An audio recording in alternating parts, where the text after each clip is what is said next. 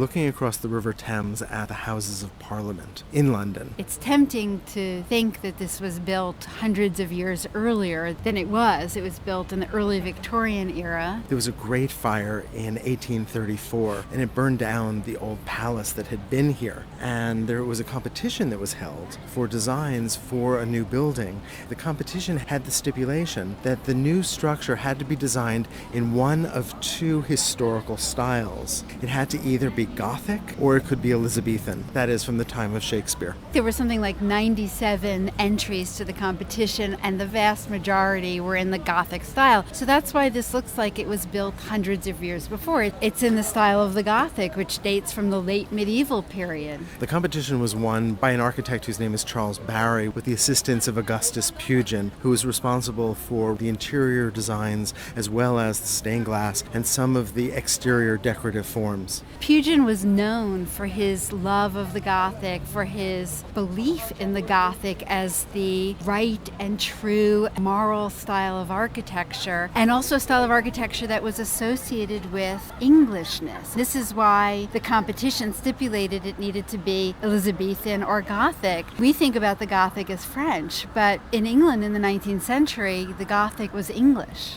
I think it raises the issue, why was the 19th century so fascinated with reviving older architectural styles? What was that about? And of course the reason has to do with industrialization, with the new modern world and the way that unsettled people. Well, the modern era seemed ugly. Period of factories and steam engines. It seemed like there was nothing beautiful about it. When they looked at the past, they saw the beautiful architecture of the Gothic period. They looked at the classical past and they saw beauty. But when they looked around them, they didn't see beauty. They saw the industrial world. This was now a period when you could buy cheaply made goods for the first time, and the old systems of handicraft had been replaced. People had moved from the country where people had learned through apprenticeship traditions of making things, but now things were being produced by factories, and it was an unsettling period. So I think it's natural that people looked back to historical styles, especially a building like this, which was meant to be the seat of government. And is still today the seat of government. This is where the House of Commons meets. This is where the House of Lords meets. This building represents the parliamentary system.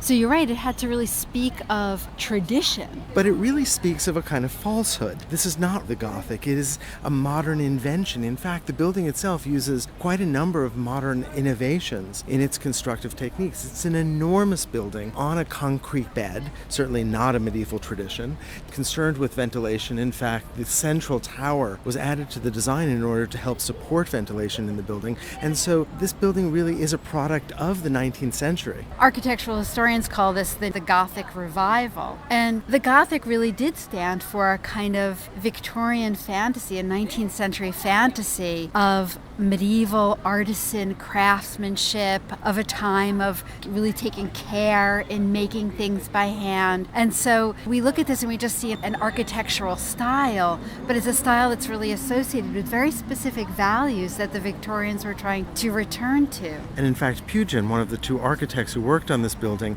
published a book called Contrasts, which paired the modern and the medieval worlds, and the modern world did not come out well. It was a deeply moralizing book that looked at the way in which medieval society was full of moral virtue, but the modern society had squandered that. So, for example, there was one famous plate that showed the modern city where the skyline was dominated by factories and smokestacks, versus the medieval city where the landscape was dominated by church steeples, that is, by a reverence for God, a kind of moral center. Comparison between a world guided by faith that he imagined was the medieval Gothic world and a world guided by a hunger for money, and he's drawing very stark contrasts. But the Victorians love to do that. They love to compare the old medieval world of faith with the new modern quest for money and fortune.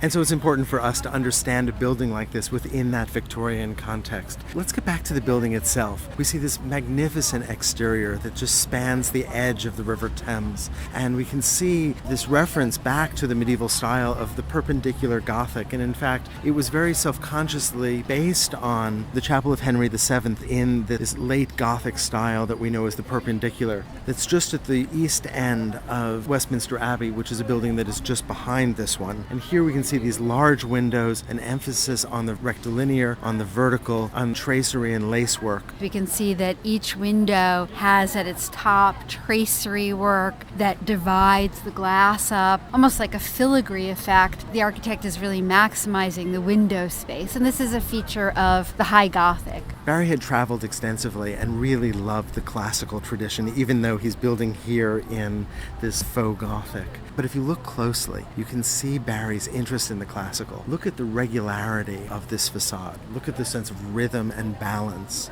And it's really only the exterior decorative forms that refer to the Gothic style, because the building as a whole is laid out with a kind of symmetry, regularity, that is really at odds even with the conception of the Gothic from the 18th and 19th centuries, where the idea of the picturesque, the idea of the organic, the idea of the asymmetrical was so important. So we could say that this is, in some ways, a classical building with a Gothic skin on it. Nevertheless, or perhaps because of this, the Houses of Parliament is just such an extraordinary example of the 19th century's concern for historical style. And an interest in avoiding confronting the modern.